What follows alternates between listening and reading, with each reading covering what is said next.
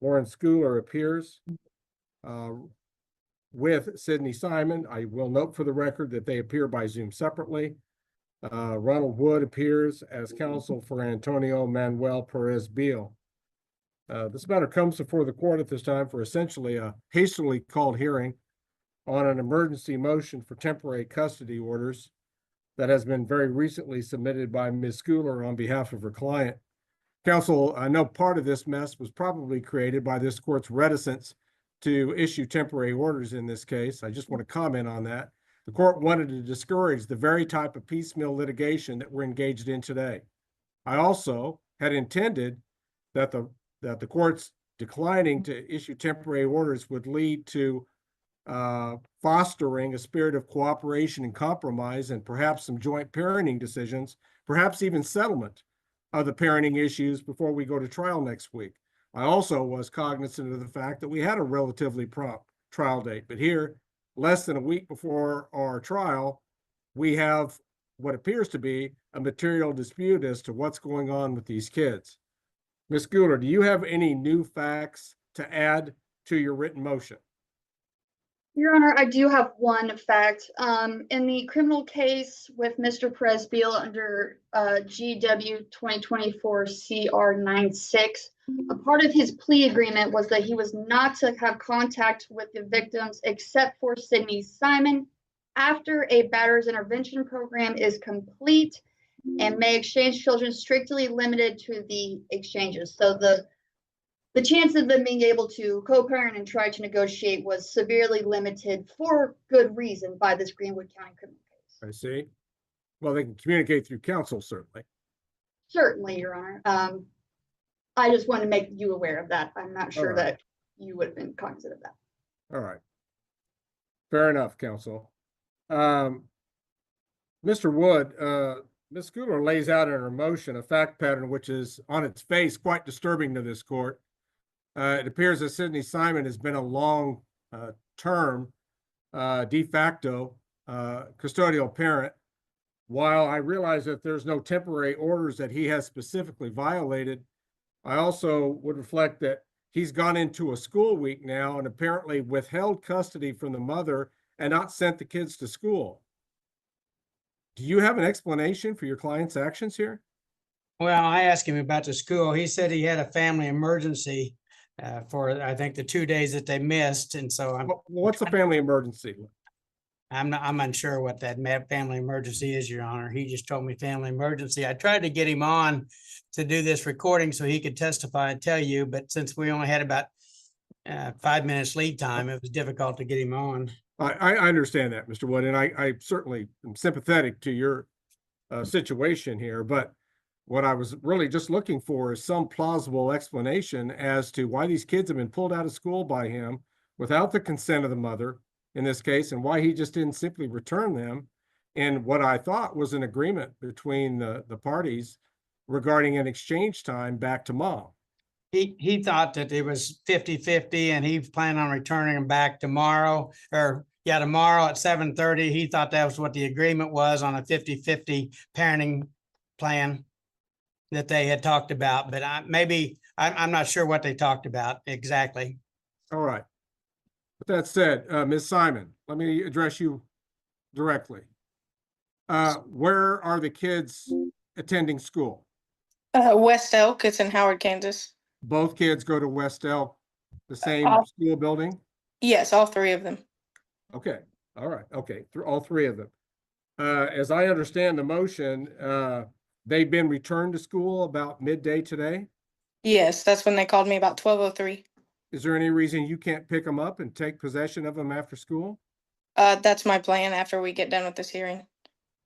All right. Well, some of the edge has been taken off by the return of these kids to their scheduled school. The real issue now is what happens to the kids between now and time of court. Just based on what's currently before the court, this court has concern that the father in this case will not comply with a directive from the court or any agreement made.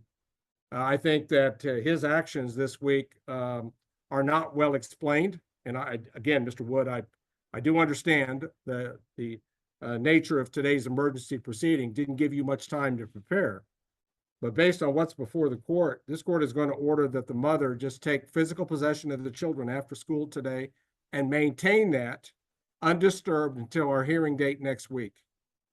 That way there's no more exchanges. There's no more parenting time issues that should rise between now and next Wednesday. We are scheduled to go to trial in Howard, 9:00 a.m. on Wednesday, May the 7th. At that time, the court can make appropriate orders regarding parenting rights at that time. But until then, Sydney is to remain the sole factual custodian for these kids between now and time of court. And Ms. Simon, I want them in school. Yes, sir. I don't think that's an Okay. issue with you, right? No. Okay, I didn't think so. And there's some other issues that we also need to sort out next Wednesday, unless some of these have been settled. Ms. Schooler, have any of them been settled? Not at this time, Your Honor. Have you conferred with Mr. Wood about them? We, briefly. All right, I would encourage counsel to have further discussions regarding possible settlement, at least some of the issues in the case, to try to narrow things down between now and next Wednesday. And I will also observe here that I've entered an order that an agreed pretrial order be submitted by May the 6th. The note doesn't say who is to prepare that. We're working on it, Your Honor. Okay, We are. greatly appreciate it. Ms. Schooler sent me some information. I'm trying to get the additional information for my client. And so we're trying to get that done hopefully tomorrow. All right. In recent times, has there been some communication allowed when the kids are at Sydney's home with their dad by email, text message, phone calling, anything like that? I think there's been some phone calls, I think. Maybe Sydney, Simon could tell us. I don't know. I mean, I would defer to my client, Your Honor. I apologize. Sydney? There has been some communication through text about like exchanges and pickup times at the sheriff's office. I've asked him to get a parenting app a while back so we could Okay. communicate on that, and he I want to make refused. sure you understand the court's question. I'm talking about contact between father and children. Yes, there has been contact. I was going with every other weekend, but we've had some struggles like we have this Okay. week with that. Do the So- kids have their own phones? No. Okay. Well, what I just want to give you some direction. Some sort of reasonable once a day telephone contact, I don't necessarily feel is inconsistent with the kid's best interest or the orders of the court. If he wants to remain in some sort of communication, some short phone call with one or more of the children certainly seems appropriate between now and time of court. Okay. But he Yes. would have to call your phone, right? Yes. Okay. It was. All right. Well, again, I would just ask you to be open-minded about allowing some limited telephone conversation between father and children if that's what he wishes to initiate. I can do that. Okay. And he has your phone number, right? Yes, he does. And why don't you guys just cease the hateful text messaging that some of which I think were kind of attached to this motion as an exhibit or were related to this motion as an exhibit. I don't really get the impression that any communication between the two of you is, without your attorneys being involved, is going to be particularly fruitful for now. So let things settle down and we'll try to sort things out in court next week. Okay? Okay, sounds good. All right. Ms. Schooler, is there anything else that we need to particularly address as part of this proceeding at this time? Your Honor, when you stated sole factual custodian of the children, I just have a slight concern with the school.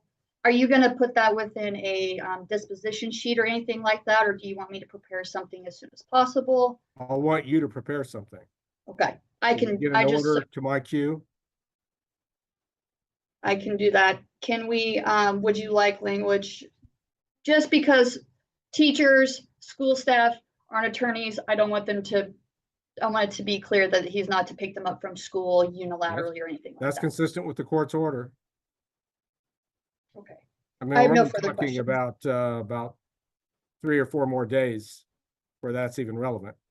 but that's certainly consistent with the orders of the court. He's not to pick him up at all, much less from the school itself. And if the order needs to say that, then the court certainly approves that language. Thank you, Your Honor. I have nothing further. All right, Mr. Wood, again, Nothing I further, understand Your your compromised position here this afternoon. I Is there understand. anything else that you would express to the court at this time? No, Your Honor, not at this time. All right, then counsel, I'll plan on getting the agreed upon pretrial conference order. And then we're going to see you in Howard for court at 9:00 a.m. Wednesday, May the 7th. Okay. Thank you, Thank Your you. Honor. Thank you, counsel. Thank you. All right, if there's nothing further, this matter is in recess at this time.